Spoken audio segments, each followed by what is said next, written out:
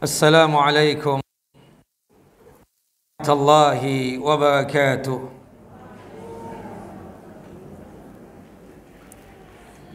Innal hamdalillah nahmaduhu wa nasta'inu wa nastaghfiruh wa na'udzu billahi min syururi anfusina wa min sayyiati a'malina. May yahdihillahu fala mudilla lahu وَمَنْ يُضْلِلْ فَلَنْ تَجِدَ لَهُ وَلِيًّا مُرْشِدًا أشهد أن لا إله إلا الله وحده لا شريك له وأشهد أن محمدًا عبده ورسوله ولقد قال الله تعالى في القرآن العظيم يا أيها الذين آمنوا اتقوا الله حق تقاته ولا تموتن إلا وأنتم مسلمون وبعد وبشرح لي صدري ويسر لي أمري واحلل عقدة من لساني يفقهوا قولي اللهم إنا نسألك علما نافعا ورزقا طيبا وعملا متقبلا اللهم إنا نسألك سلامة في الدين وعافية في الجسد وزيادة في العلم وبركة في الرزق وتوبة قبل الموت ورحمة عند الموت ومغفرة بعد الموت اللهم هون علينا في سكرات الموت والنجاة من النار والعفو عند الحساب. Ikhwani wa akhawati fid din, a'azani wa a'azakum Allah. Bapak dan Ibu yang dimuliakan oleh Allahu Jalla wa Ala, Majlis Ta'lim Masjid At-Tauhid yang sedalam lindungan dan penjagaan Allahu Jalla Jalaluh. Alhamdulillah, pada pagi hari yang cerah ini kita kembali bersua dan berjumpa di tempat yang mulia ini, fi baitin min buyutillah, di rumah Allah, di antara rumah-rumah Allah Jalla wa Ala yang ada di muka bumi ini, untuk tujuan ta'ammuk dan tafaqquh fid din, untuk tujuan memperdalam din Allah dan agama Allah Jalla wa Ala. Dan ini adalah satu kenikmatan yang sangat luar biasa yang kita dapatkan. Tidak semua muslimin, tidak semua muslimat mendapatkan nikmat sebagaimana yang kita dapatkan pada kesempatan ini. Doa kita dan harapan kita kepada Allah Jalla Jalaluh, semoga apa yang kita lakukan ini terhitung sebagai amal saleh kita dan terhitung sebagai mizan hasanat kita, timbangan amal kebajikan kita ketika kelak terjadinya pengadilan Allah Jalla wa Ala di padang mahsyar. Doa kita dan harapan kita kepada Allah Jalla Jalaluh, semoga apa yang kita lakukan ini sebagai caranya Allah Jalla wa Ala untuk menjatuhkan ridhanya dan rahmat atas kita semua, sehingga kita semua dimasukkan ke dalam jannahnya dan surganya tanpa ada hisab. Amin ya rabbal alamin. Salawat dan salam selalu tercurah kepada Nabi kita Muhammad sallallahu alaihi wasallam, Nabi yang telah menyampaikan amanah Allah, Nabi yang mengajarkan kepada kita tentang iman dan Islam, sehingga kita bisa merasakan manisnya keimanan dan juga lezatnya keislaman. Bapak dan Ibu yang dimuliakan oleh Allahu Jalla wa Ala, tema kita pada hari ini berkaitan tentang masalah lisan. Lisan ini adalah ciptaan Allah Jalla wa Ala yang tanpa tulang. Karena tanpa tulang itu terkadang ada omongan-omongan, ada perkataan-perkataan yang keluar dari lisan ini yang tidak terjaga. Makanya dalam satu hadis yang sahih, hadis dari sahabat yang mulia Abu Hurairah radhiyallahu anhu, hadis yang dikeluarkan oleh Imam Bukhari dan juga oleh Imam Muslim, qala Rasulullah sallallahu alaihi wasallam, Rasulullah sallallahu alaihi wasallam bersabda, "Man kana yu'minu billahi wal yawmil akhir falyaqul khairan aw liyasmut." Barang siapa yang beriman kepada Allah Jalla wa Ala dan beriman kepada hari kiamat. Artinya kalau kita yakin kepada Allah Jalla wa Ala sebagai Rabb kita, sebagai Tuhan kita, dan kita yakin adanya hari kiamat. Hari kiamat itu adalah hari pembalasan. Maka hendaknya dia berkata-kata yang baik. Kalau tidak sanggup berkata-kata yang baik, maka lebih bagus dia tersebut diam. Kenapa sampai Allah Jalla wa Ala mengaitkan tentang masalah lisan ini dengan keimanan kita kepada Allah dan keimanan kita kepada hari kiamat? Karena terkadang di antara kita ini tidak terjaga lisannya, dan kebanyakan manusia ini terjatuh ke dalam siksa api neraka, tersungkur ke dalam neraka jahanam. Itu kebanyakannya tidak lain dikarenakan masalah lisan. Mungkin satu ucapan, mungkin satu kata, mungkin satu kalimat sebenarnya yang disebutkan di dalam satu hadis sahih. Makanya pernah ada seorang sahabat Nabi namanya Uqbah bin Amir radhiyallahu anhu, semoga Allah Jalla wa Ala meridai beliau. Qala, berkata dan bertanya, "Ya Rasulullah, man najah?" Wahai Rasulullah, keselamatan itu apa? Keselamatan itu apa ya Rasulullah? Aku pingin selamat, duniaku selamat, akhiratku selamat. Qala Rasulullah SAW, "Amsik alaika lisanak wal yasa'ka baituka wabki ala khati'atika." Jagalah lisanmu, hendaknya rumahmu membuatmu merasa lapang, artinya betah untuk tinggal di rumah, dan menangislah karena dosa-dosamu.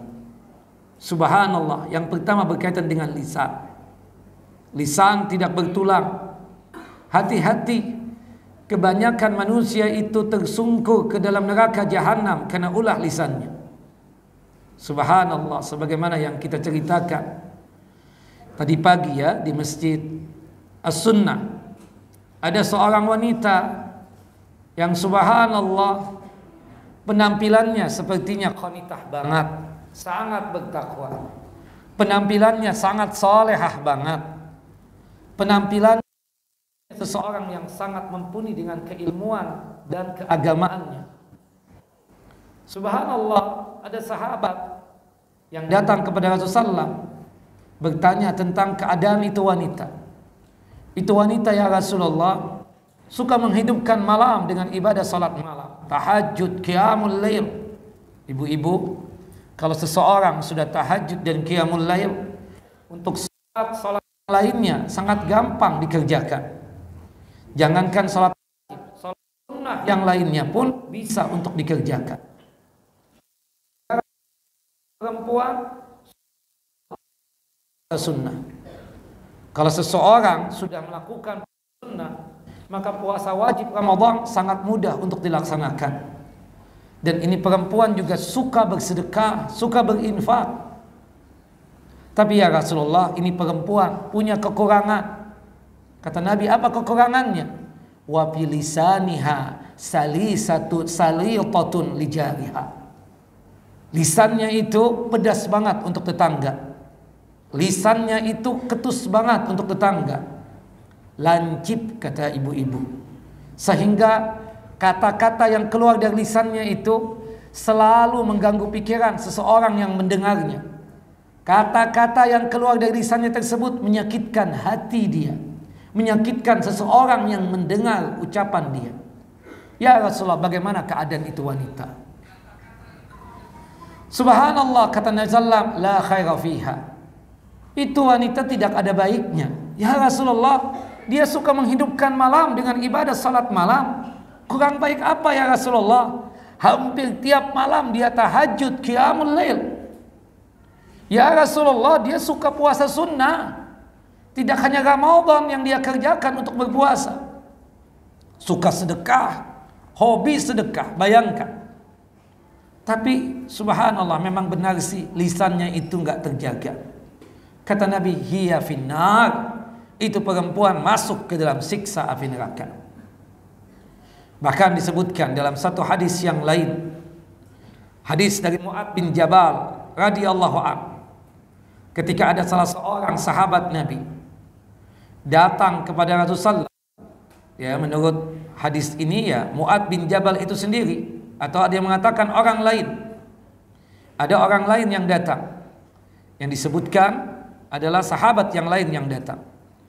Kemudian orang itu berkata kepada Nabi SAW, ya Rasulullah, alimni wa aujiz.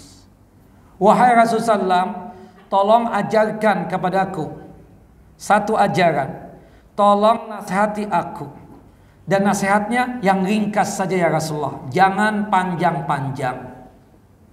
Faqala Rasulullah SAW, Rasulullah kemudian menjawab dan memberikan nasihat kepada sahabat tersebut, idza qumta fi salatika fasalli salata, apabila Anda melaksanakan salat, mendirikan salat, maka anggaplah salat itu salat yang terakhir buat Anda. Salatlah sebagaimana orang yang hendak berpisah. Kenapa Rasulullah mengatakan seperti itu? Bapak, Ibu, sangat mudah untuk menarik kekhusyuan dalam salat tersebut. Sangat mudah untuk menghadirkan hati kita dan kalbu kita kepada Allah Jalla wa'ala ketika kita melaksanakan ibadah salat yang sering disebut dengan salat khusyuk. Kita setiap kali melaksanakan ibadah salat, tanamkan dalam diri kita bahwasanya salat yang kita kerjakan inilah salat yang terakhir. Kita meninggal. Karena kalau seseorang menjadikan setiap ibadah yang dia kerjakan itu sebagai ibadah yang terakhir, pasti sanggup lahir dari dirinya kekhusyuan, sanggup ya terlahir dari dirinya untuk fokus beramal beribadah, termasuk melaksanakan ibadah sholat. Tapi kalau sekiranya dia tidak fokus, tidak menjadikan itu ibadah sholat sebagai sholat yang terakhir buat dia, maka dia tersebut menggampangkan. Ya, kalau ini sholat duha biasa-biasa saja, masih ada besok, lusa, pekan depan. Dia masih punya keyakinan seakan-akan dia masih hidup panjang. Sama seperti seseorang mendapatkan Ramadan. Kalau sekiranya dia tersebut mendapatkan Ramadan, kemudian dia beranggapan dia berpuasa biasa-biasa saja. Kenapa? Dikarenakan dia tersebut beranggapan bahwasanya masih ada Ramadan tahun depan, masih ada Ramadan 2 tahun lagi, dan seterusnya. Maka pada saat itu dia tidak sanggup untuk berpuasa secara sempurna.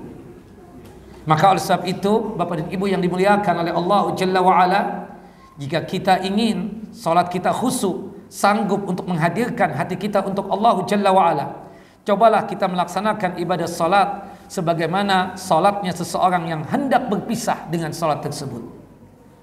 Kemudian nasihat yang kedua, wala takallam bikalamin ta'tadiru minhu.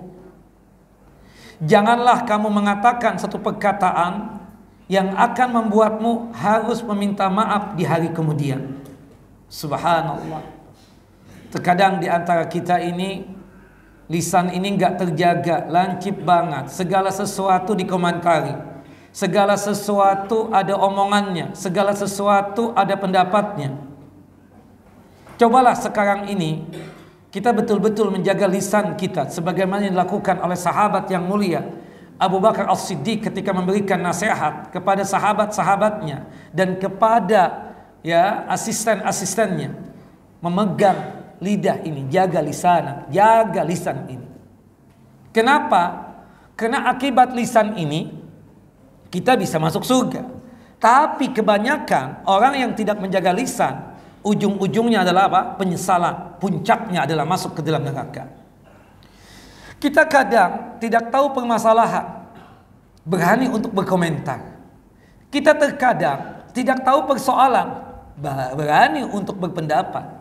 Kita kadang tidak paham tentang ilmunya, kita berani juga untuk berfatwa. Subhanallah, hati-hati.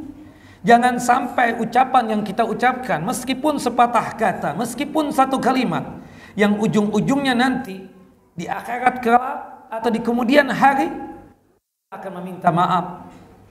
Maka jangan mudah untuk berkomentar tentang yang kita tidak ketahui, apalagi berkomentar tentang orang lain. Bapak Ibu, mulai dari sekarang ini kita ini memiliki dua ilmu. Ilmu yang pertama adalah ilmu suka mengurusi diri sendiri. Kalau orang suka mengurusi diri sendiri dan mengurusi aibnya, maka pada saat itu dia lebih sibuk dengan urusan dirinya, tidak menyibukkan diri dengan urusan orang lain. Karena kalau dia sibuk dengan urusan orang lain, pasti dia mudah berkomentar, pasti dia mudah gibah, pasti dia tersebut mudah gosip.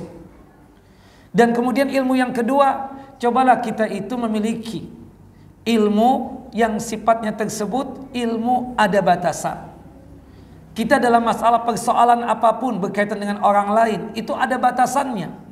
Tidak bisa kita tersebut terlalu dalam masuk kepada urusannya, apalagi urusan keluarganya, apalagi urusan rumah tangganya, karena itu bisa berbahaya buat diri kita. Nah, maka oleh sebab itu Rasulullah mengatakan, janganlah kalian berbicara satu pembicaraan kecuali kalian itu paham apa yang dimaksudkan dari pembicaraan tadi. Jangan sampai mengucapkan satu ucapan yang ujung-ujungnya nanti menyesal di kemudian hari. Subhanallah, Bapak, Ibu, kalau kita ingin selamat, dunia kita selamat, akhirat kita selamat, jaga lisan. Jaga lisan. Nah, subhanallah, antum tahu Luqmanul Hakim. Luqmanul Hakim, ada yang berpendapat dia tersebut adalah seorang nabi. Yang jelas sepakatnya ulama, Luqmanul Hakim adalah seorang abid, seorang alim, seorang yang alim sekaligus ahli ibadah, seorang yang saleh, hamba yang saleh. Beliau itu adalah budak atau hamba sahaya. Kemudian beliau keluar dari kampung halamannya untuk berikhtiar dan berusaha. Subhanallah, setelah sekian tahun beliau meninggalkan kampungnya dan dia berada di suatu tempat. Kemudian Luqmanul Hakim ini menjadi orang yang sukses. Subhanallah, di setiap kajiannya banyak orang yang datang. Kemudian ada salah seorang dari orang yang di kampung dia tersebut, di kampung aslinya, melakukan safar, kemudian mampir di kota yang dimana Luqmanul Hakim ada di situ.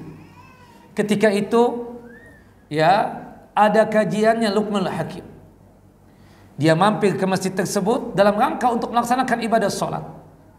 Kemudian orang ini terkaget-kaget banyaknya orang tersebut di masjid itu, dan dia melihat seseorang yang sedang mengisi ta'lim atau kajian. Sepertinya orang itu dia kenali. Dia berusaha untuk duduk lebih dekat dari orang yang menyampaikan muhadharah atau kajian tadi. Kata dia dalam hatinya dan pikirannya, sepertinya saya itu kenal dengan orang ini. Subhanallah, sampai selesai kajian, orang itu mendekati Luqmanul Hakim. Maaf ya akhi, sepertinya ana ini kenal dengan antum. Apakah antum ini adalah Luqmanul Hakim? Kata Luqmanul Hakim, "Na'am, benar, aku Luqmanul Hakim." Orang itu tidak sampai di situ saja bertanya, "Bukankah antum dulu seorang pengembala kambing? Mengembala kambing di bukit ini dan di lembah itu." "Betul sekali." "Bukankah antum itu dari kampung ini?" "Benar sekali, itu aku, itu anak." Sudah. Kemudian kata orang tersebut, "Antum ini kan dulu begitu. Kok bisa seperti ini? Allah Jalla wa'ala menganugerahkan kenikmatan yang luar biasa buat antum ini. Apa amalannya?" Subhanallah, kata Luqmanul Hakim, "Cuma dua yang aku lakukan. Yang pertama, tidak terlalu dalam untuk mengurusi orang lain. Yang kedua, aku selalu menjaga lisanku. Tidaklah aku berkomentar kecuali aku paham tentang ilmunya tersebut. Ketika aku tidak paham tentang ilmunya tersebut dan aku tidak mengerti apa yang harus diucapkan, aku bersikap diam." Inilah yang membuat Allah Jalla Jalaluhu menganugerahkan kenikmatan kepadaku, kenikmatan yang sangat luar biasa seperti ini. Dan subhanallah, kata Nabi kita Muhammad SAW ketika memberikan nasihat kepada Mu'adz bin Jabal, subhanallah, kata Nabi SAW, imsik lisana, jaga lisanmu wahai Mu'adz bin Jabal. Subhanallah, Mu'adz bin Jabal berkata kepada Rasulullah, ya Rasulullah, ya Nabi Allah, apakah dengan kita bercakap-cakap, apakah kita dengan berbicara Allahu Jalla wa'ala menyangsi kita? Apakah dengan kita berucap, berkata-kata Allahu Jalla wa'ala menghukumi kita, melempar kita ke dalam siksa api neraka? Kata Nabi Muhammad SAW, sakilatka ummuk, kesian inti punya ibu, kok yang seperti ini aja tidak paham. Kata Nabi SAW, ma yakubbu kathiran ya ala manakhirihim min hasaidi alsinatihim. Kebanyakan manusia itu tersungkur ke dalam siksa api neraka dikarenakan ulah lisannya, dikarenakan sebab lisannya. Maka oleh sebab itu, jagalah lisan ini, jangan sampai kita tersebut ya gara-gara lisan kita tersebut tersungkur dan dilemparkan ke dalam siksa api neraka. Nah, apalagi ibu-ibu yang dimuliakan oleh Allah Jalla wa'ala, ini zaman sosmed, sosial media. Mungkin ibu-ibu tidak berucap, mungkin ibu-ibu tidak berkata-kata, tapi jari jemari selalu bergerak-gerik seperti itu, selalu bermain-main seperti itu. Kadang sesuatu yang tidak pantas untuk dikirim ke grup WA dikirim juga. Subhanallah. Maka oleh sebab itu, hati-hati betul ya ibu-ibu, pilihlah teman yang baik ketika bersosial media, agar ketika kita membuka sosial media tersebut, kita itu memiliki sikap yang berakhlak yang baik, kemudian senang, dan kita paham bahwasannya dengan bersosial media itu mudah-mudahan ini kita dijadikan oleh Allah Jalla wa'ala sebagai amal soleh kita. Maka oleh sebab itu, yang kita kirim yang baik-baik saja, yang kita lihat yang baik-baik saja. Kalau sekiranya di dalam ya sosial media tadi, termasuk di grup WA, ada sesuatu yang tidak baik, segera kita tinggalkan. Jangan sampai kita tersebut ya masih ikut di grup tersebut. Wallahu a'lam bissawab. Nah, Rasulullah SAW mengatakan, man kana yu'minu billahi wal yaumil akhir falyaqul khairan aw liyasmut. Barang siapa yang beriman kepada Allah dan beriman kepada hari kiamat, hendaknya berkata-kata yang baik. Kalau tidak sanggup berkata-kata yang baik, maka lebih bagus apa diam. Tidak banyak berkomentar, bahkan lebih banyak diam, itu lebih bagus buat kita. Ya, banyak berkomentar, kata Umar bin Khattab radhiyallahu an, man kathura kalamuhu kasura saqatuhu. Orang yang banyak berbicara, orang yang banyak bercakap-cakap, itu banyak kesalahannya, banyak khilafnya. Dan orang kalau banyak salahnya, banyak khilafnya, itu berarti dia tersebut siap-siap untuk masuk ke dalam siksa api neraka. Karena bahaya lisan ini luar biasa. Makanya Umar bin Abdul Aziz, ya, khalifah yang kelima, bisa dikatakan seperti itu, sebagaimana dikatakan oleh ulama tarikh ya, atau ulama sejarah, saking adilnya beliau memberikan nasihat kepada anak buahnya yang kebetulan ya diangkat menjadi pejabatnya. Kata beliau, wahai anak buahku, wahai pegawai-pegawaiku, ya, bekerja itu dengan fisik, kerja. Jangan banyak ngomong, bicara. Karena ujungnya nanti kalian akan melakukan kesalahan. Wallahu a'lam bissawab. Dan perlu diingat, lidah ini banyak menyebabkan seseorang tersebut masuk ke dalam neraka. Luka karena pukulan tangan ibu-ibu itu bisa sembuh dalam waktu beberapa hari atau mungkin hitungan pekan. Tetapi luka berkaitan dengan lidah yang menusuk ke jantung hati, ya, itu susah untuk sembuhnya. Selalu teringat apa yang pernah dia ucapkan kepada kita. Karena lisan itu banyak sekali melakukan dosa. Di lisan inilah kita katakan ada dosa ghibah, gosip, Di lisan inilah kita katakan ada yang namanya apa? Dosa apa? Kita katakan dosa berkaitan tentang fitnah. Di dalam lisan inilah kita katakan itu berkaitan tentang dosa yang lainnya, nyinyir atau menghina orang. Kita katakan, maaf, dosa inilah yang kita katakan ya berkaitan dengan lisan, banyak sekali. Nah, adik-adik bisa nggak mainnya di luar aja? Penitia nggak paham-paham, saya saling menunjuk. Antum, adik-adik di luar aja mainnya ya. Ini acara ibu-ibu, bisa nggak? Anak siapa nih sih?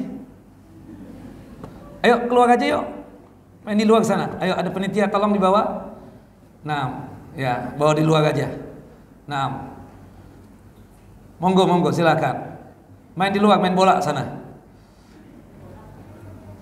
Taib, hurry up. Nah, main di luar aja. Taib, ya.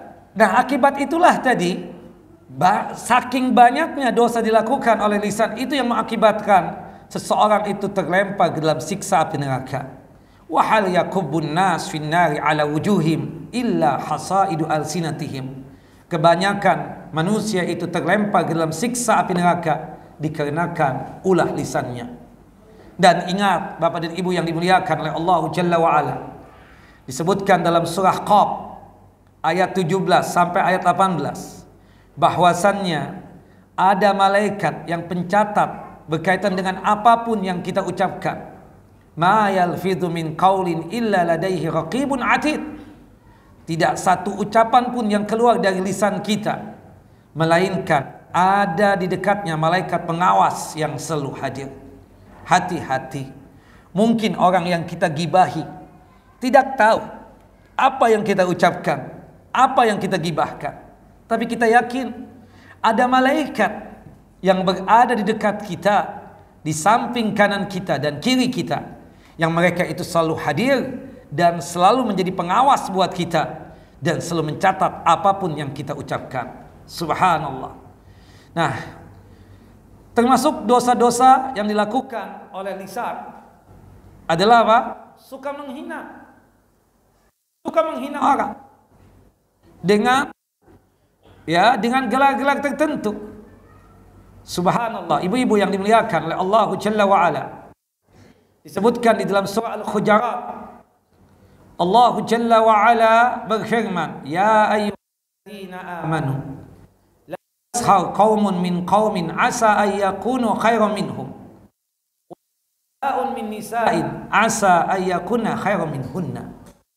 Wahai orang-orang yang beriman, janganlah satu kaum menghina kaum yang lainnya. Bisa jadi kaum yang dihina itu lebih baik daripada kaum yang menghinanya. Nah, di sini poinnya ibu-ibu. Wala nisa'un min nisa'in asa ayyakuna khairan minhunna. Janganlah wanita yang satu menghina wanita yang lainnya. Bisa jadi wanita yang dihina lebih baik daripada wanita yang menghina tadi itu. Nah, ibu-ibu yang dimuliakan oleh Allah Jalla wa Ala, kenapa sih yang disebutkan khusus wanita? Padahal kita paham kalau sekiranya Allah menyebutkan satu kaum, di situ termasuk wanita enggak, Bu? Kalau misalnya dikatakan oleh Allah, janganlah satu kaum menghina kaum yang lainnya. Di situ ibu-ibu merasa terpanggil enggak di situ? Ibu bagian daripada satu kaum tadi enggak? Iya. Tapi kenapa, Bu, kok Allah menyebutkan secara khusus tentang wanita? Kenapa, Bu? Karena madhab menghina ini adalah madhabnya wanita. Itu Allah yang mengatakan. Suami ini paham apa tentang kejadian-kejadian yang di luar itu? Informasi-informasi itu datang dari mana? Dari ibu-ibu. Subhanallah. Ya, ketika terjadi sesuatu hal misalnya, anggaplah kita katakan, ya, terjadi kekacauan di tetangga, ya, sebelah rumah kita. Subhanallah, anggaplah berantem dan berkelahi, cekcok, ya, antara suami istri ini. Suami ini kan baru datang mungkin ba'dal asar atau mungkin siang hari, capek, lelah dia rasakan, kemudian dia mandi. Subhanallah, istrinya solehah banget. Mau kopi apa teh abang? Subhanallah, kopi aja. Ditemani oleh pisang goreng. Enak kan? Masya Allah. Ketika duduk berduaan dengan suaminya, siapa biasanya yang membuka omongan, Bu? Istri. Tahu nggak? Tetangga sebelah. Iya, kenapa sih? Kalau suami yang paham istrinya puluhan tahun, ya dia ngerti. Lu mau gibah ya? Lu mau gosip ya? Subhanallah. Nah, udah cukup, jangan ngurusin orang. Tapi kalau suami yang ikut mazhab wanita, subhanallah, bahasa sih, naam, kenapa my sweetheart? Tahu nggak? Ternyata sama aja ya laki-laki. Kita pikirkan soleh banget tuh yang di sebelah itu tetangga. Tahu nggak tadi? Ya, sebelum zuhur tepatnya jam 11 lewat 5 menit datang 2 perempuan.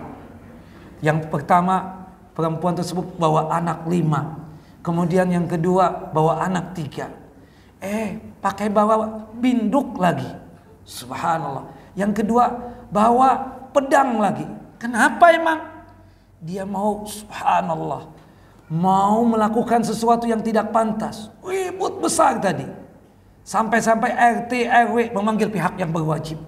Kenapa? Ternyata dia tersebut ya menipu perempuan yang sekarang yang tinggal di rumah ini. Yaitu apa? Ini istri yang ketiga ternyata. Ternyata sebelumnya dia menikah dan seterusnya. Lalu suami kan enggak. Rame banget tadi. Itu kalau di sinetron kan luar biasa. Subhanallah. Iya kan? Enggak sadar gibah, enggak sadar menghina orang. Bukan begitu? Bukan begitu, Bu? Ibu-ibu misalnya. Subhanallah. Biasanya kan kalau sudah legend begini, Bu, sudah tua begini, suami itu kan jarang nemani ibu untuk datang ke kawinan. Bukan begitu, Bu? Kan banyak yang legend kan, Bu, tua-tua. Subhanallah. Nah, biasanya ke kawinan dengan siapa? Dengan besti-bestinya, dengan teman-temannya. Subhanallah, nyeting mobil sendirilah anggap. Nah, mulai itu ada pembicaraan.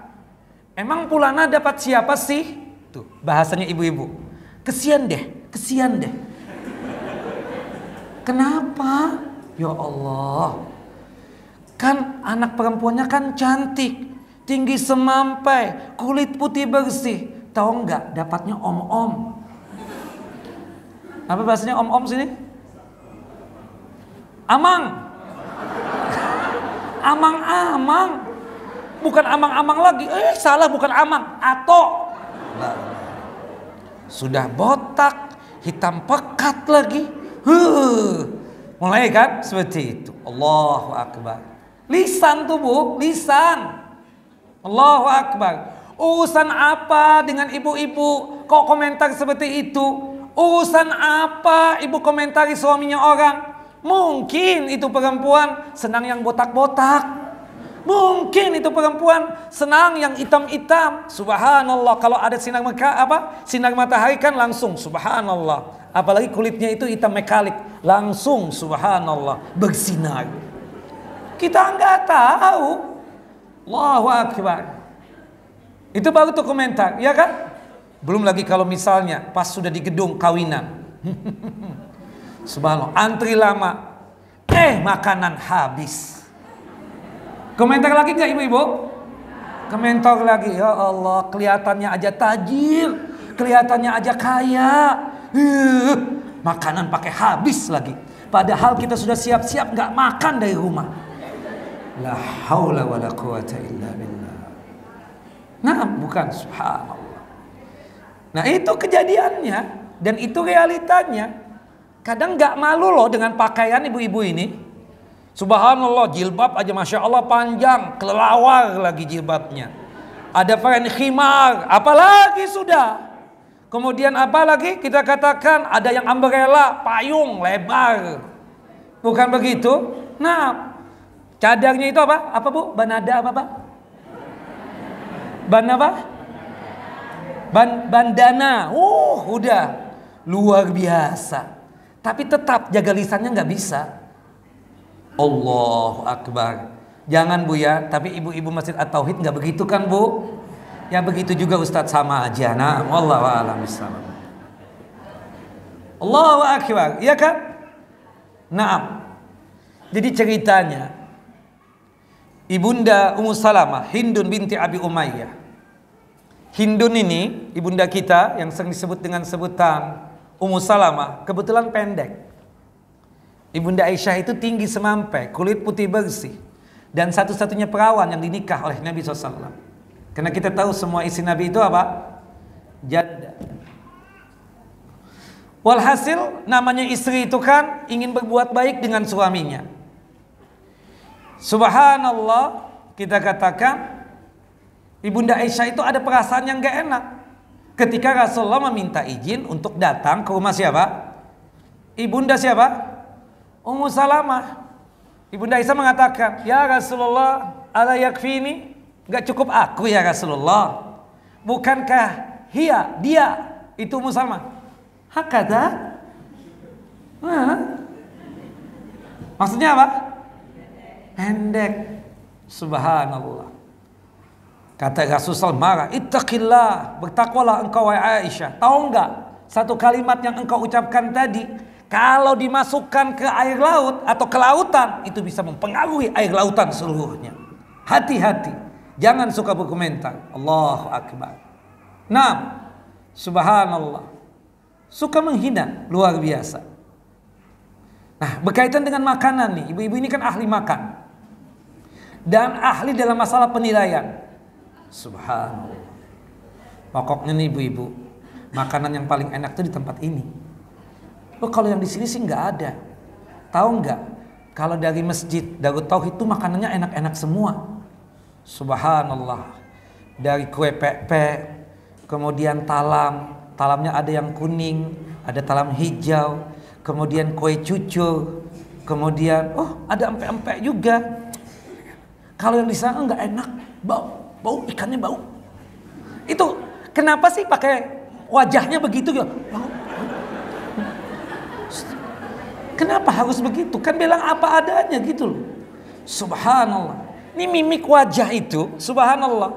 Meskipun dia mengatakan satu kata, tapi subhanallah, kelihatan banget gak demennya gitu loh. Allahu akbar.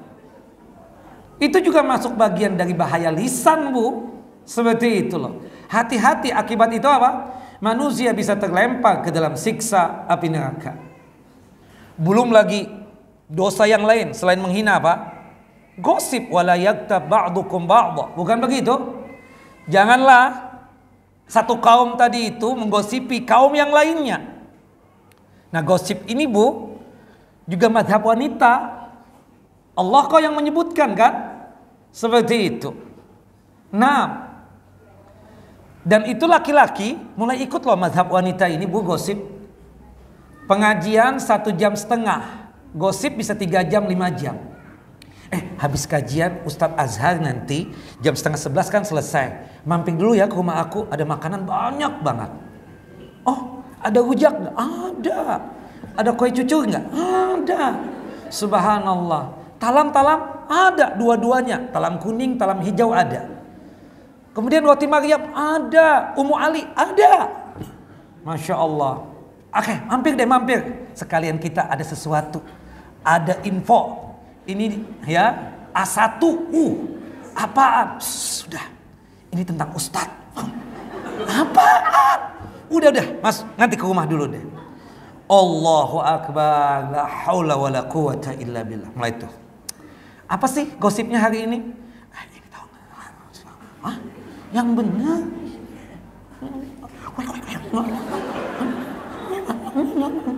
Haula wala quwata.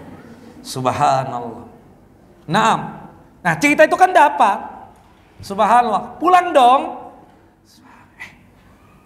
Aku tadi dari rumah fulanah loh. Kalau suami yang baik, gosip ya di situ ya. Kagak, cuma dengar doang. Nah, suami yang ikut, ada info apa ya? Katanya benar ya, si Ustadz itu kawin lagi. Hah? Yang dari mana? Dia subhanallah dari Jakarta datang ke Pangkal Pinang. Ternyata kenapa tiap bulan datang ke situ? Ternyata Lalu.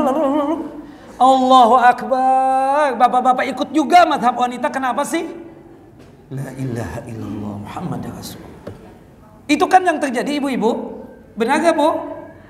La ilaha illallah. Belum lagi macam-macamnya seperti itu. Allahu Akbar. Bahaya lisan. Belum lagi komentarin orang ya, gibah juga masuknya ya, bukan fitnah sih. Komentar itu apa ya? Kalau komentar yang baik-baik sih masya Allah bagus.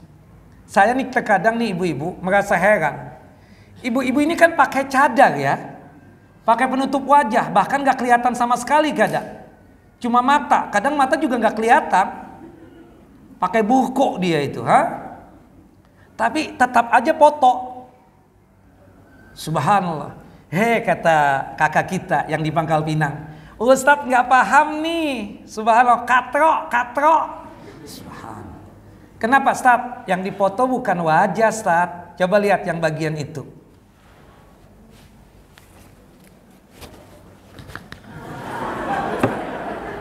Subhanallah. Oh tasnya, oh iya benar. Dilihat kan? Nah ibu-ibu tuh subhanallah, lihat perhatiin. Saya pikir buka apa misalnya, sesuatu hal. Masya Allah ya, foto juga tuh. Iya. Enggak sih, yang dipoto bukan berkaitan dengan wajah, nggak kelihatan, pakai cadar. Nggak paham. Nih, ternyata si itu punya juga tas itu ya. Tas apa? Subhanallah. LV. Subhanallah. LV apa? Coba lihat tuh. Belum lagi kan? Ya Allah, kadang kita nih nggak enak hati loh foto. Atau yang begini, gaya bebas. La haula. Gaya bebas begini nih. Ada yang ditunjukkan kan? Nah, di situ komentar-komentar kan ada. Kalah masih sama punya aku. Itu jadul punya dia. Kan perempuan kan paling begitu. Subhanallah. Saling info dan menginfokan, tapi di dalamnya apa? Ada komentar. Yang komentar ujung-ujungnya apa? Gosip. Ujung-ujungnya ada penghinaan terhadap orang lain. Na'udzubillah min dzalik. Nah ini yang harus kita jaga. Jangan sampai kita seperti itu. Wallahu a'lam bishawab. Dan ibu-ibu perlu tahu ya. Subhanallah. Siapapun kita ya, jangan sampai kita tersebut melakukan hal yang seperti itu. Nah, suka komentar, suka berkaitan dengan masalah sesuatu yang sifatnya bukan urusan kita. Terkadang ada orang-orang yang memang Allahu Akbar, nggak ajib tuh kalau misalnya berbicara itu kalau nggak mengomentari sesuatu hal. Nah itu yang diingatkan oleh Nabi kita Muhammad Sallallahu Alaihi Wasallam. Nah, tapi kan Ustaz, terkadang nih kita harus perlu menyampaikan. Kita ini memang jaga lisan sudah Ustaz. Tapi bukankah ada gibah yang dibolehkan? Bukankah ada komentar yang dibolehkan? Kita katakan benar. Secara umum kita katakan aslinya gibah itu apa? Tidak boleh. Tetapi ada memang gibah-gibah yang dibolehkan. Apa ya gibah-gibah yang dibolehkan itu? Subhanallah. Yang pertama, sebagaimana yang dinukilkan oleh Al-Imam An-Nawawi rahimahullah rahmatan wasi'ah, kata beliau, i'lam annal ghibah tubahu li gharadin sahihin syar'iyyin la yumkinul wusul ilaihi illa biha wa huwa sittatu abwabin. Ketahuilah sesungguhnya ghibah itu ada yang dibolehkan jika tujuannya sahih, jika tujuannya benar secara syar'i. Tidak mungkin kita mendapatkan sesuatu yang diinginkan tadi kecuali dengan cara gibah tadi. Yaitu ada berapa yang boleh? Ada 6 hal. Yang pertama, tadhallum. Kita dizalimi. Kita apa? Dizalimi. Subhanallah. Kita kalau dizalimi, tanah kita diambil misalnya. Ketika datang kepada pihak yang berwajib, kepada Pak Polisi, Pak Polisi, saya dizalimi Pak, ya, tanah saya diambil. Pak Polisi kan nanya, siapa yang menzalimi Pak? Pak, saya takut gibah Pak. Gak mungkin, inisial aja ya. Ya Allah, gimana diproses? Bukan begitu. Pasti speak up nggak? Pasti ngomong nggak? ngomonglah si fulan bin fulan, boleh digibahi. Seperti itu. Wallahu a'lam bissawab. Nah, kalau kita terzalimi. Yang kedua, al-isti'anatu ala taghyiril munkar wa raddul ma'asi ila sawab. Boleh ya gibah tujuannya untuk meminta pertolongan, untuk merubah kemungkaran, dan juga untuk menghilangkan kemaksiatan agar mereka berada di jalan yang benar. Subhanallah. Seperti misalnya di kampung kita ada orang yang suka mabuk, dan kalau mabuk suka mengganggu kita dan mengganggu orang sekitar. Akhirnya kita laporkan kepada pihak yang berwajib. Mau tidak mau kita harus ngomong, Pak, di sini daerah sini kampung ini terjadi ini. Ada yang mabuk, ada yang judi online dan seterusnya. Kita ngomong karena tujuannya untuk apa? Meminta pertolongan agar pihak yang berwajib tersebut ya menghancurkan kemungkaran tadi atau menghilangkan kemaksiatan yang ada di tempat itu. Seperti misalnya, saya melihat salah satu anak bapak merokok. Kalau saya yang langsung menegur, gak mungkin nih. Kenapa? Bisa jadi dia melawan kita. Kita bilang, Pak, anak antum si fulan bin fulan. Benar. Minta maaf nih Pak sebelumnya. Anak tadi melihat dia sama teman-temannya merokok. Tolonglah, jangan sampai dia bergaul lagi seperti itu. Lah kenapa Ustaz gak negur langsung? Ana khawatir kalau ana menegur langsung, antum gak terima. Atau bisa jadi anak itu melawan ana. Tapi kalau antum yang menegur langsung, insya Allah aman. Nah, tujuan kita untuk gibahin tuh anak kepada orang tuanya agar orang tuanya merubah kemungkarannya dan menghilangkan kemaksiatan yang ada pada orang tersebut. Allah. Yang ketiga, gibah yang dibolehkan itu al-istifta, meminta fatwa. Ya, macam-macam ya.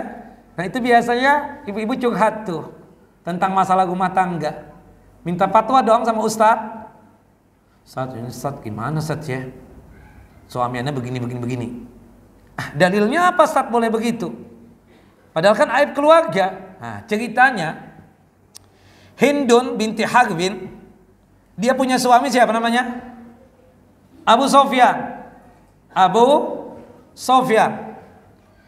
Kata Hindun kepada Rasulullah, ya Rasulullah, inna Aba Sofyan sahihun bakhilun. Abu Sufyan itu bakhil, kikir, medit. Dia mengasih nafkah kepadaku dan kepada aku dan kepada anak-anakku enggak cukup. Aku datang kepada antum ya Rasulullah, boleh enggak mengambil hartanya Abu Sufyan tanpa sepengetahuan dia? Kata Nabi, khudhi ma yakfiki wa waladaki. Silahkan ambil tanpa sepengetahuan dia, asal dengan catatan ya mencukupi buat dirimu dan anakmu, jangan lebih daripada itu. Nah, ini kan minta fatwa. Ibu yang punya suami yang bakhil, yang kikir, medit, subhanallah ya, ibu sudah buatin kopi, di dalamnya ada obat tidur, subhanallah, udah diracik betul, tidur tuh suami, subhanallah. Sudah tahu dong ya angka ATM-nya suami, subhanallah. Ketika suami udah tidur, diambillah kartu ATM, langsung ke ATM, kemudian transfer. Nah, ibu boleh begitu kalau suaminya memang apa? Bakhil. Tapi jangan banyak juga, secukupnya sesuai dengan kebutuhan kita dan anak kita. Jika suaminya bakhil, jelas Bu? Jelas nggak? Tapi suami ibu baik nggak Bu? Soleh nggak? Cukup kan? Nggak cukup katanya. Cukup. Ya cukup lah. Kalau nggak dicukup-cukupin. Tuh Pak, dengar Pak, sudah saya sampaikan itu. Berarti istri Bapak nggak pernah mengambil. Seperti kita kerja buat apa sih? Buat siapa sih? Kawin lagi nggak bisa, buat siapa Pak? Buat lah. Dan anak kita, sebaik-baiknya sedekah itu buat siapa Pak? Bukan ibu yang jawab, bapak-bapak, supaya dia sadar diri. Pak, sedekah yang paling itu buat siapa Pak? Kok Bapak nggak ngomong? Kayaknya bakhil Pak. Buat siapa Pak? Istri, kata Nabi kan, 1 dinar yang tujuannya untuk fisabilillah masjid, 1 dinar yang tujuannya untuk membebaskan budak, 1 dinar untuk sedekah kepada fakir miskin, 1 dinar yang diinfakkan, ya, yang diberikan kepada istri dan anak. Ya Rasulullah, dari 4 tadi yang paling besar pahalanya yang mana?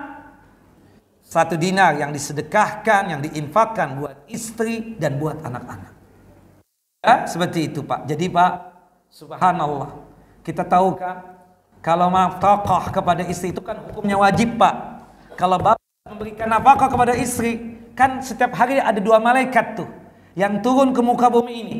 Yang satu mendoakan kebaikan, Allahumma a'ti munfikan khalafan. Ya Allah, tolong ganti hartanya orang yang suka berinfak dan bersedekah.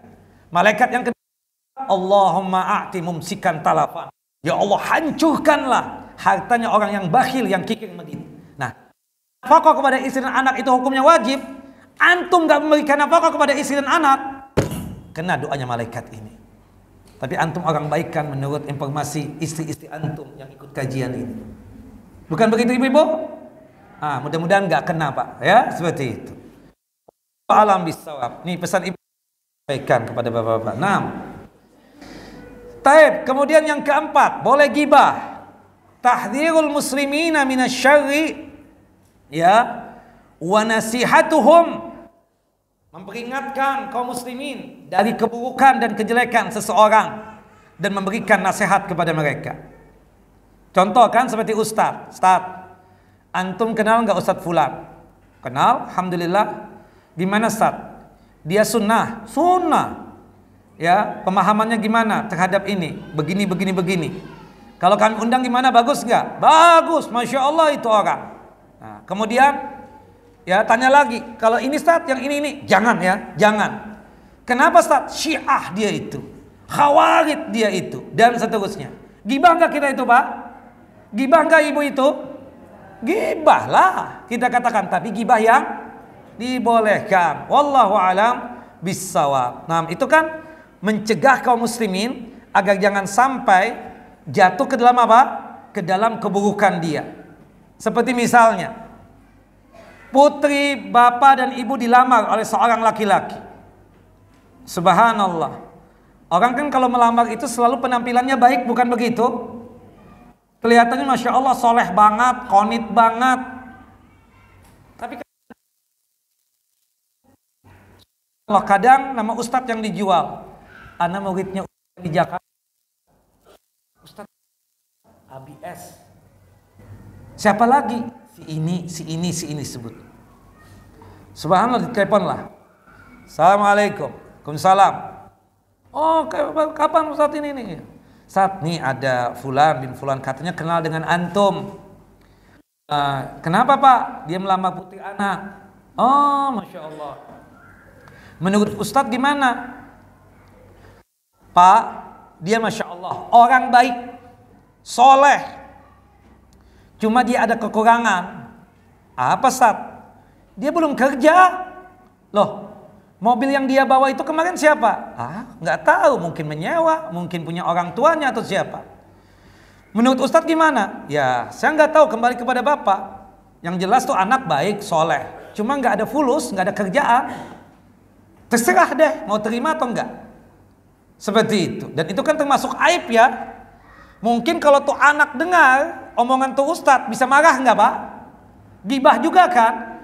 Cuma kita menyelamatkan. Terkadang di antara antum, tapi kan anak baik Ustaz, tapi antum gak ada kerjaan. Ustaz, anak kerja Ustaz. Apa kerjaan antum? Setiap hari ngaji Ustaz. Bahkan sehari 3 kali ngaji. Subuh, duha, maghrib. Itu bukan pekerjaan. Pekerjaan tuh antum lihat tuh, ada orang pagi-pagi keluar, kemudian habis asar kembali ke rumahnya. Itu pekerjaan. Tapi kan anak soleh Ustaz, baik. Baik antum. Sekarang ini, ketika antum menikahi seorang perempuan, antum tidak memberikan nafkah kepada istri dan anak antum menjadi orang yang tidak baik lagi. Antum jadi orang yang zalim, seperti itu. Nah, itu kan peringatan juga untuk berwanti-wanti seperti siapa? Zainab ya. dilamar oleh 3 laki-laki sekaligus. 3 laki-laki sekaligus yang melamarnya. Yang pertama Abu Jaham, yang kedua Muawiyah bin Abi Sufyan, yang ketiga Zaid bin Harithah. Subhanallah, rupanya melamar ini sekaligus bersamaan. Karena kalau kita paham itu perempuan dilamar oleh seorang laki-laki, kita kepicut juga dengan perempuan, nggak boleh melamar dia kan, sampai itu laki-laki meninggalkan itu perempuan, dalam artian membatalkan lamarannya. Tapi rupanya ini bertiga melamar sekaligus. Bayangkan, masya Allah, ya. Gimana ya Rasulullah, dari 3 itu siapa yang aku terima? Jangan Abu Jaham deh. Kenapa? Ala atiki asa. Di pundaknya ini selalu ada tongkat. Ada penafsiran, suka jalan-jalan, keluar kota, keluar negeri, istri nggak diajak. Subhanallah, kan ada istri yang model, aduh, ditinggal lagi, nggak mau, seperti itu. Makanya ibu-ibu jangan kawin sama ustadz, ditinggal-tinggal terus. Ya.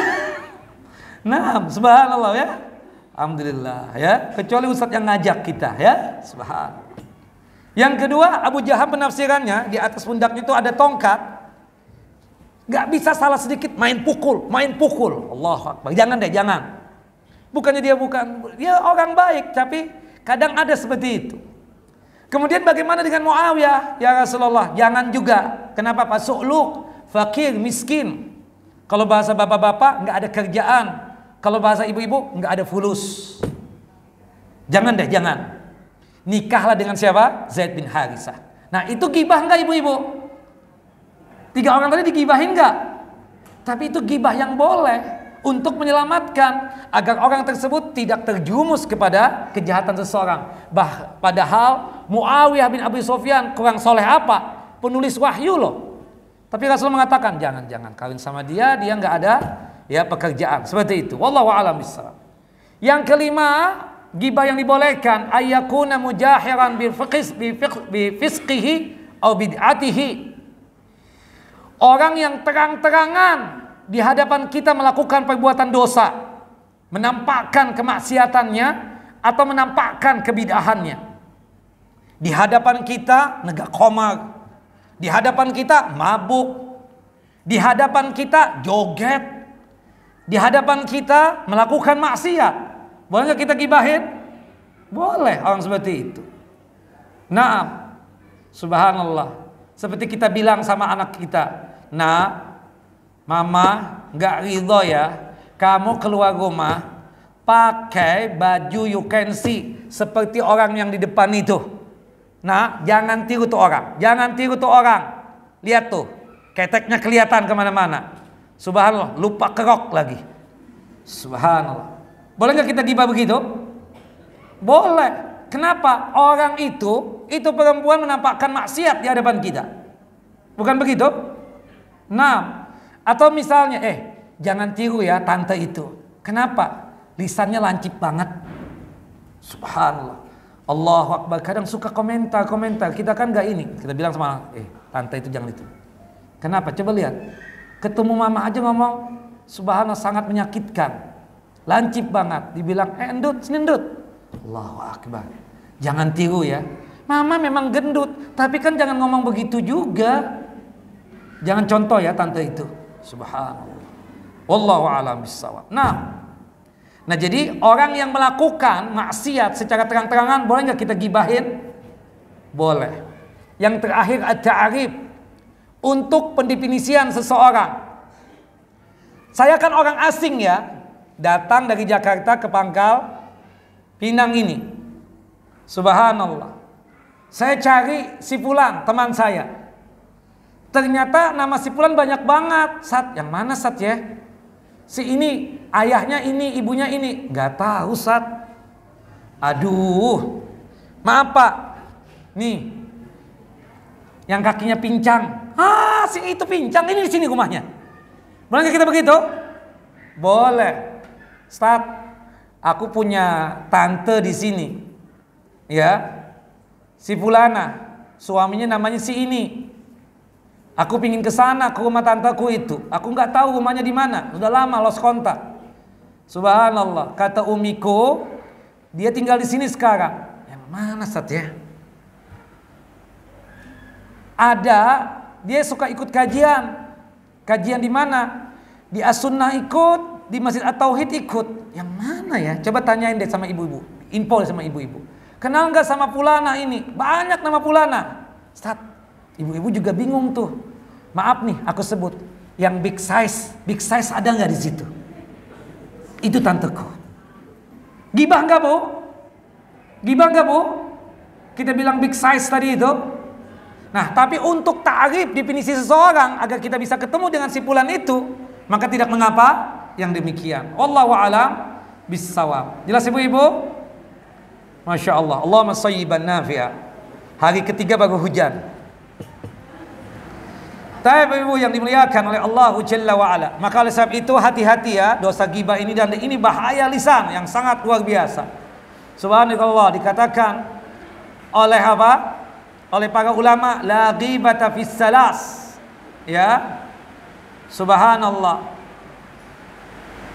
Dikatakan oleh para ulama dalam masalah ini tidak ada ghibah ya. Subhanallah. Yang pertama, imamun ja'ir, kepada penguasa yang zalim. Ya. Maka boleh untuk digibahin. Kemudian wa fasik mu'lin, seorang fasik yang mengiklankan kefasikannya. Yang ketiga, wasahibu bid'atin, ya, pelaku bid'ah yang menampakkan kebid'ahannya. Boleh untuk apa? Digibahin juga. Wallahu a'lam bissawab. Nah, Bapak dan Ibu yang dimuliakan oleh Allah Jalla wa Ala. Bagaimana cara bertaubat ya dari bahaya lisan ini? Termasuk dosa ghibah, dosa menghina orang dan seterusnya. Subhanallah, berkaitan dengan ghibah. Bapak atau ibu selalu setiap hari menggibahin seseorang. Para ulama dalam masalah taubat daripada ghibah ini ada 3 pendapat. Ada 3 pendapat. Yang pertama, ada yang mengatakan bahwasannya kalau kita pernah menggibahin seseorang, maka kita harus datang kepada orang tersebut dan meminta maaf kepada dia. Baru dosa ghibah kita diampuni dan dimaafkan oleh Allah Jalla wa Ala. Subhanallah. Pendapat yang kedua mengatakan, ya, tidak perlu datang kepada dia sebagai wujud taubat kepada Allah Jalla wa Ala dikarenakan melakukan dosa ghibah. Cukup bagi dia untuk datang ke tempat-tempat yang dimana pada saat itu dia suka menggibahin si fulan. Ya, dulu pernah datang ke Masjid At-Tauhid menggibahin si fulan. Antum kembali lagi ke Masjid At-Tauhid. Ceritakan kepada orang-orang yang ada di Masjid At-Tauhid tersebut bahwasanya si fulan itu orang baik. Kita sebutkan kebaikan-kebaikannya sebagai wujud taubat kita kepada Allah Jalla wa Ala dikarenakan kita pernah menggibahin seseorang tersebut, dan sebagai wujud maaf kita kepada orang yang pernah kita gibahin tadi itu. Nah, kemudian ada pendapat yang ketiga, ya, dosa ghibah itu baru diampuni, ya, mengumpulkan 2 pendapat tadi. Jika sekiranya orang yang kita gibahin tadi tersebut adalah orang yang mudah memaafkan, maka kita datang kepada dia untuk meminta maaf karena dulu pernah menggibahin dia. Tapi kalau sekiranya kedatangan kita kepada dia mengakibatkan permasalahan semakin meruncing dan semakin menjadi, maka kita tidak perlu untuk datang kepada dia. Cukup kita menceritakan kebaikan-kebaikan yang ada pada orang tersebut. Nah, inilah yang berkaitan dengan apa? Kita katakan taubatnya seseorang dari ghibah. Pendapat yang benar, wallahu a'lam bissawab, adalah pendapat yang ketiga. Adalah pendapat apa? Yang ketiga. Cukup kita katakan bahwasannya kita nggak perlu datang karena kekhawatiran kita. Bisa jadi orang yang kita gibahin tersebut nggak tahu kita ini menggibahin.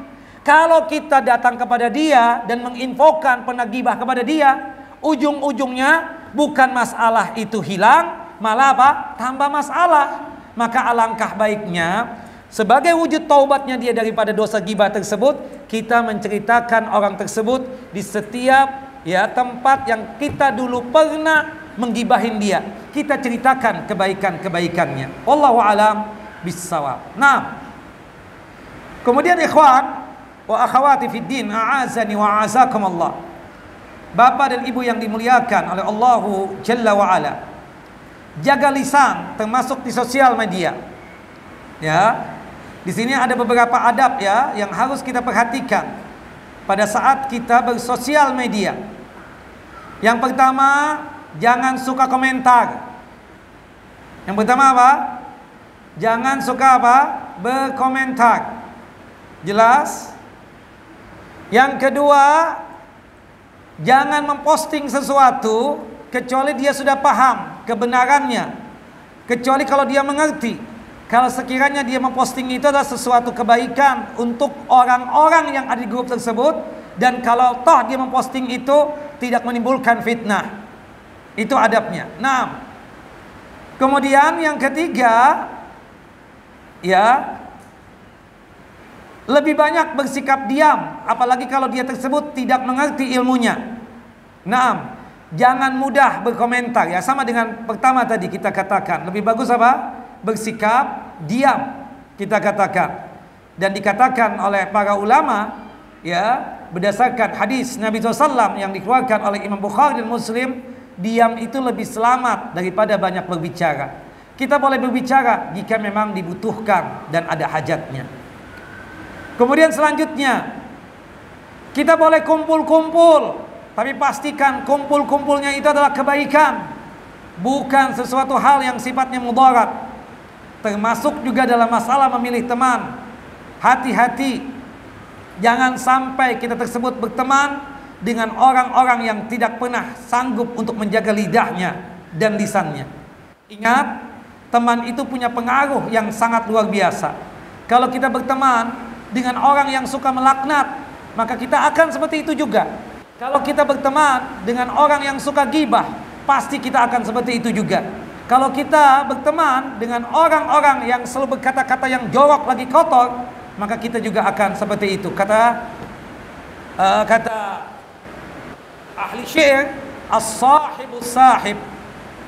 Ya, teman itu apa? Bisa mempengaruhi yang sangat luar biasa. Kemudian yang terakhir, ikhwan wa akhwati fiddin, azani wa azakumullah, ya, untuk mencegah diri kita agar jangan sampai mengatakan kata-kata yang gak bagus atau dosa, sibukkan lisan kita ini dengan kebaikan. Apa itu? Baca Al-Quran, zikir pagi dan petang, banyak beristighfar. Kalau toh kita berbicara, pembicaraan yang mendatangkan pahala. Sibukkan lisan kita dengan apa? Dengan kebaikan. Wallahu a'lam bissawab. Baik Bapak dan Ibu, tinggal 10 menit lagi. Ada pertanyaan? Suara jelas enggak nih? Masya Allah, hujan lebat. Allahumma sayyiban nafi'an.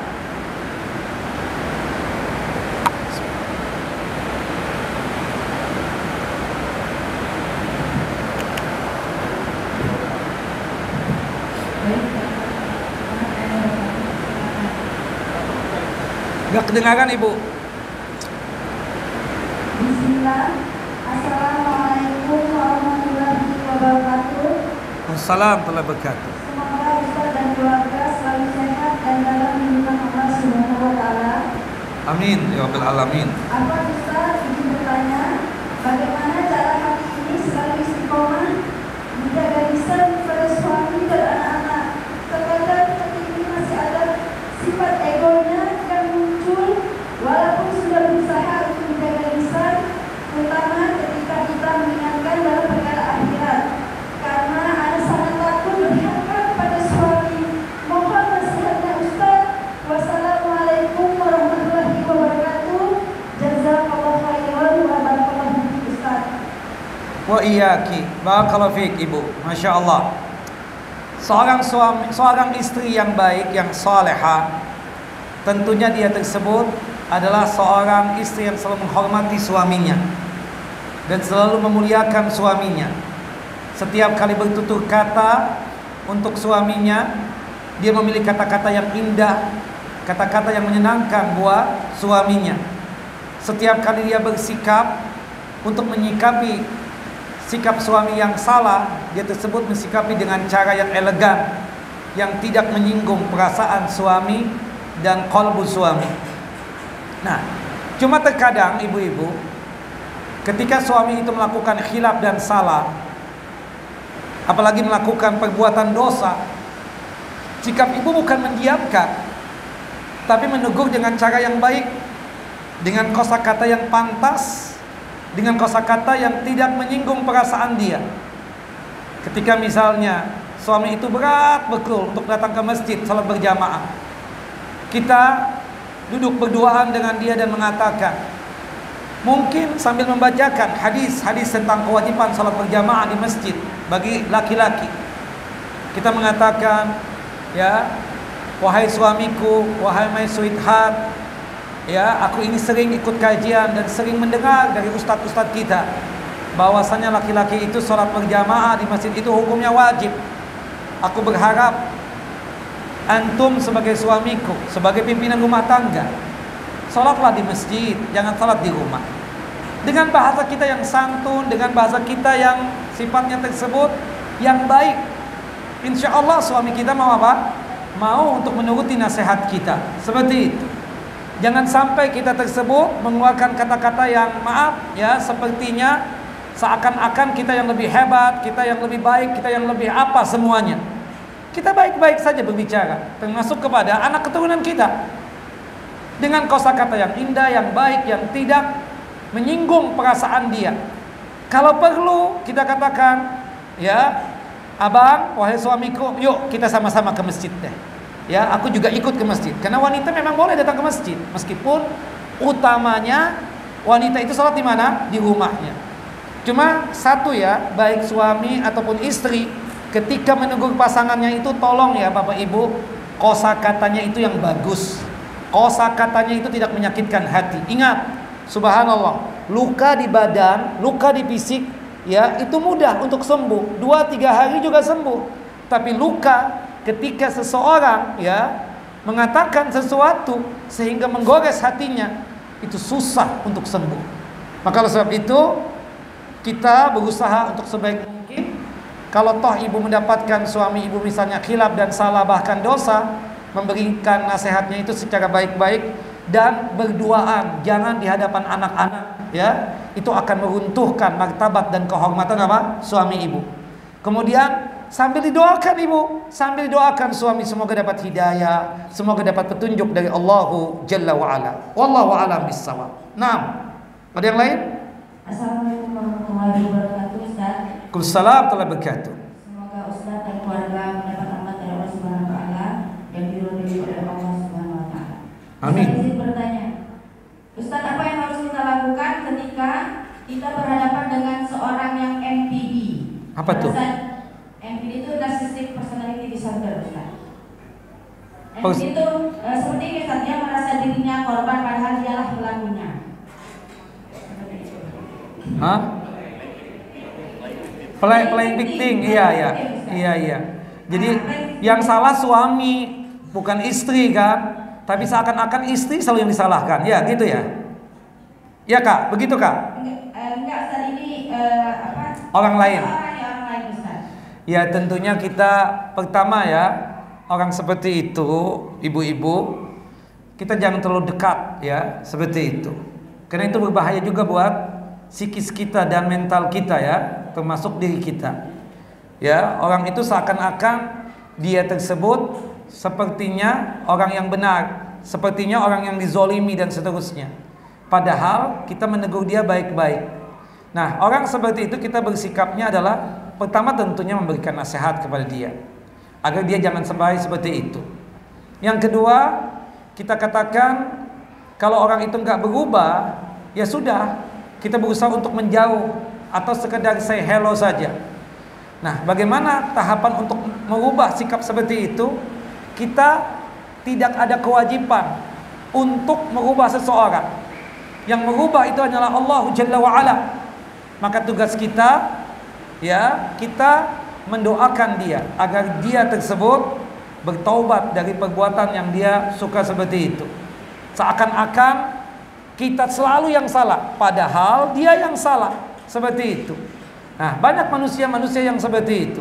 Sepertinya Dia saja yang kelihatan dizolimi, padahal dianya itu yang zalim, dan itu banyak terjadi. Nah, orang seperti itu, ibu-ibu terutama, kita jangan terlalu dekat dengan dia. Itu berbahaya buat diri kita. Suatu saat nanti kita yang akan diserang oleh dia. Wallahu a'lam bishawab. Sambil kita doakan, semoga dia tersebut mendapatkan hidayah dan petunjuk Allahu Jalla wa ala. Wallahu a'lam bishawab. Naam. Assalamualaikum warahmatullahi wabarakatuh. Assalamualaikum warahmatullahi wabarakatuh. Ustaz, izin bertanya, ketika safar, apabila mau sholat, baju hanya sebatas mata kaki dan ditutup dengan kaos kaki, apakah aurat sudah tertutup sempurna atau harus memakai penutup tambahan agar kaos kaki tidak terlihat? Atau apa boleh sholat terlihat kaos kaki dan garis hanya sebatas mata kaki? Syukran Ustaz. Auratnya wanita di dalam sholat ataupun di luar sholat, pada saat dia keluar rumah, seluruh tubuhnya tertutup kecuali wajah dan kedua telapak tangan. Nah, termasuk telapak kaki kita itu adalah aurat. Ketika kita tutupi dengan apa? Dengan kaos kaki ya, maka itu sudah mewakili menutupin aurat kita. Ketika kita sholat ya, menutup dengan abaya kita atau jilbab kita yang panjang itu, kemudian kita tambah dengan kaos kaki tadi itu artinya kita sudah menutupin aurat kita. Yang itu adalah seluruh tubuh tertutup kecuali wajah dan kedua telapak tangannya. Dan pakai kaos kaki itu untuk menguatkan lagi kita apa? Sudah menutupi apa? Aurat kita. Wallahu a'lam bishawab. Dan salatnya apa, Ibu? Sah. Salatnya sah. Kenapa? Dia sudah menutup auratnya. Seluruh tubuh tertutup kecuali wajah dan kedua telapak tangan. Wallahu a'lam bishawab. Jelas, Ibu? Nah, ada yang lain? Assalamualaikum warahmatullahi wabarakatuh. Assalamualaikum warahmatullahi wabarakatuh. Ini Ustaz, saya punya teman. Alhamdulillah ya. Apa-apa dia itu selalu di-share, tapi mukanya itu tutup. Itu gimana hukumnya Ustaz? Kalau Ustaz, jazakallahu khair. Jadi dia maaf Ustaz, anak protes. Di Instagram ya? Di Instagram status Facebook. Ya, pakai cadar Bu ya, maksudnya. Cadar, mata suaminya itu tutup, mata anaknya tutup. Iya. Itu kan gak menunjukkan kesempurnaan. Begini ya ibu-ibu, kita lebih bagus siapapun kita, baik laki ataupun perempuan, kalau misalnya kita itu menjaga diri kita, terutama bagi orang-orang yang hasut melihat keadaan kita. Karena ada sebagian orang itu yang punya hobi, dimanapun dia berada selalu apa? Di-share. Sampai kalau dia tersebut ya berada di depan kamar mandi pun dia foto. Subhanallah, saya sedang berada di depan ini. Nah, ini kan berbahaya kan seperti itu. Makan apapun dia share. Lagi makan di sini nih, ini. Nah, masalahnya kita katakan, kan orang-orang seperti itu kan memang hobi ya. Kemudian dia mengaji. Tapi hobi itu tetap ada. Sampai akhirnya dia mungkin tanya sama Ustadz, anak suka share begitu Ustadz. Tapi anak tutup loh wajah anak tutup loh wajah suami, anak tutup loh wajah apa? Anak-anak. Subhanallah, kalau toh kita tersebut men-share seperti itu, anggaplah yang demikian itu mubah kita katakan atau boleh. Tapi kan kenapa sih setiap kegiatan kita share? Siapa kita emang? Khawatirnya, yang kita khawatirkan Bu ya, penyakit ujub muncul. Sombong juga ada.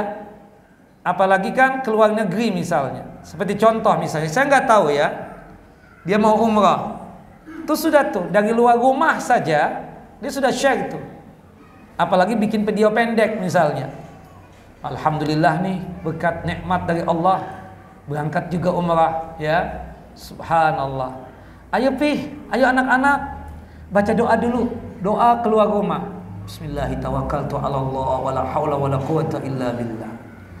Teng kirim ke grup kan? Atau mungkin foto kemudian ditaruh di statusnya dia, kan seperti itu. Nah, subhanallah, sampai dia ke airport kemudian ketemu Ustadz disuruh komen juga, Ustadz gimana Ustadz? Ya, berkaitan dengan ini, alhamdulillah ini. Subhanallah, dikirim juga. Alhamdulillah nih kita bersama Ustadz ini. Atau dibikin status dan seterusnya. Nah, orang yang seperti itu, Bu, tujuannya untuk apa? Kita komen kan. Coba ada orang tuh yang kirim ke grup misalnya videonya atau mungkin berkaitan dengan statusnya. Ada orang-orang yang menunggu komentar. Kok sepi banget sih nggak ada komentar? Ka'bah kayak foto. Hal seperti itu tolong ya Bapak Ibu dikurangi. Jangan terlalu berlebihan. Hati-hati, apalagi kita perempuan. Apalagi kita perempuan yang muda ya. Khawatirnya wajah kita itu banyak laki-laki yang menikmatinya nanti. Seperti itu. Begitupun juga suami misalnya, suami kita very handsome misalnya, ganteng. Kan ada juga wanita-wanita yang menikmati wajahnya suami tadi itu. Makanya Bapak, kalau Bapak punya wajah ganteng yang ujung-ujungnya mengakibatkan ibu-ibu yang ada di Masjid Darut Tauhid ini atau di Masjid At-Tauhid ini dia terfitnah, Bapak datang ke sini pakai cadar juga. Nah, itu kan yang dikatakan oleh Syekh Islam Ibnu Taimiyah kan, seperti itu. Nah, alhamdulillah wajah kita standar aja ya, seperti itu. Saya nggak bisa bayangkan misalnya wajah ustadz-ustadz kita ganteng-ganteng, handsome-handsome, putih-putih. Itu ibu-ibu yang pengajian kan? Subhanallah. Alhamdulillah standar semua wajahnya. Kalau terpengaruh juga, ustadz ini disuruh pakai cadar. Karena khawatir jadi fitnah, kan seperti itu. Nah itu laki-laki kan, subhanallah, apalagi perempuan. Maka ibu-ibu ya, subhanallah. Makanya saya kadang ada orang-orang yang aneh begitu Bu. Ya kita mau komen apa? Kayak tadi foto, ini perempuan pakai cadar, rapat banget, tapi suka foto gitu loh. Apanya yang dilihat kan seperti itu. Oh ternyata apa Bu? Coba ibu lihat di bawahnya lagi tuh. Pasti dia ingin menunjukkan tasnya kan Bu? Iya enggak? Ibu katrok banget sih, masa enggak paham itu? Nah disitulah nanti ujung-ujungnya ada apa? Kita katakan ada ujub, ada sombong dan seterusnya. Nah kita berusaha untuk apa? Menghindari itu. Wallahu a'lam bissawab. Begitu kira-kira ya ibu-ibu. Nah, ada yang lain? Assalamualaikum warahmatullahi wabarakatuh. Waalaikumsalam warahmatullahi wabarakatuh. Nih. Terima Ustaz atas ilmunya, semoga Ustaz dan keluarga sehat walafiat. Amin ya Rabb. Ini bertanya Ustaz, satu, bagaimana cara menyikapi watak suami yang keras? Kedua, apa hukumnya atau bolehkah mencuri uang suami kita gunakan untuk kebutuhan rumah tangga atau untuk bersedekah?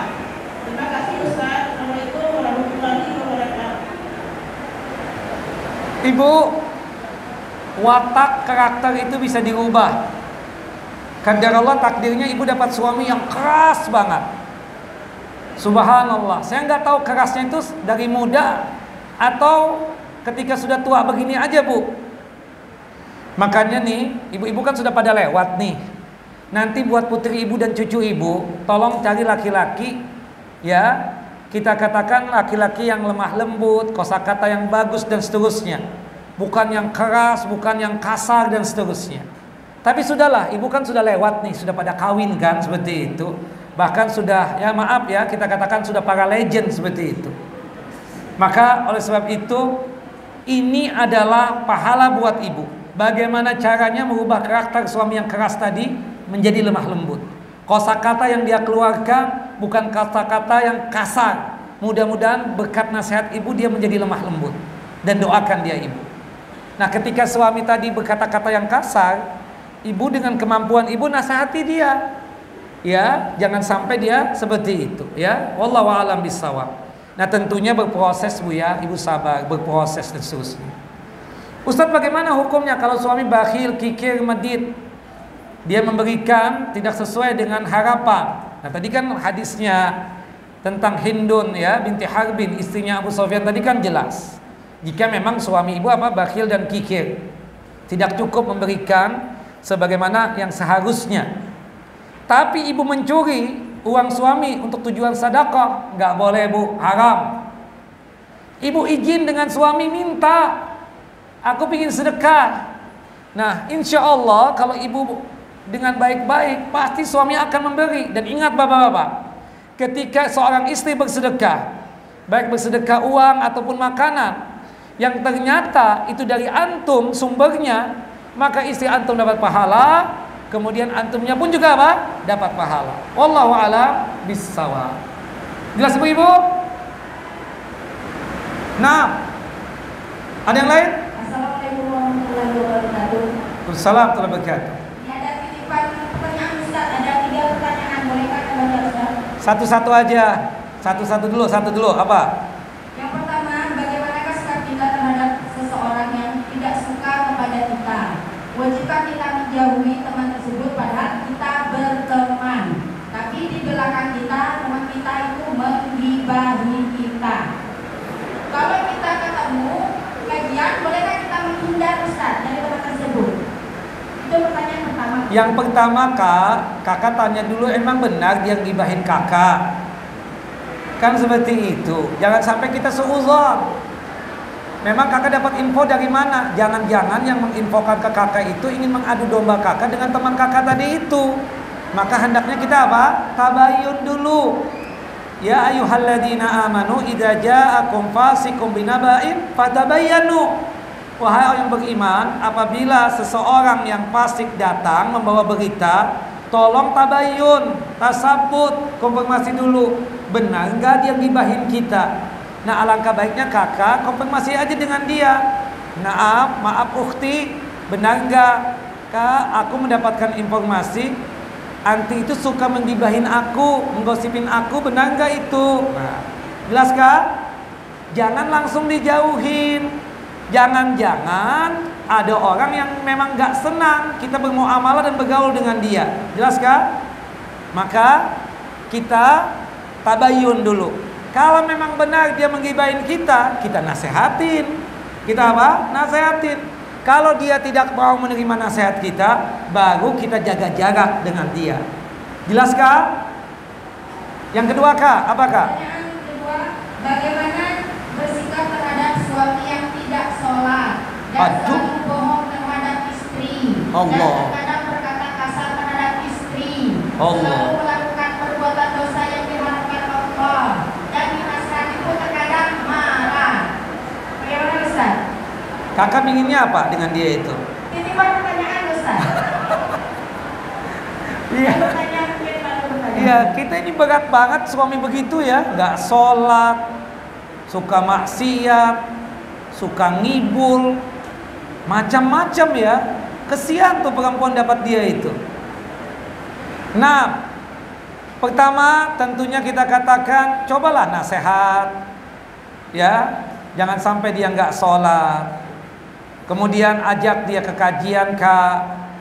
Kemudian setelah itu kita katakan, kita temani dia untuk melaksanakan ibadah sholat.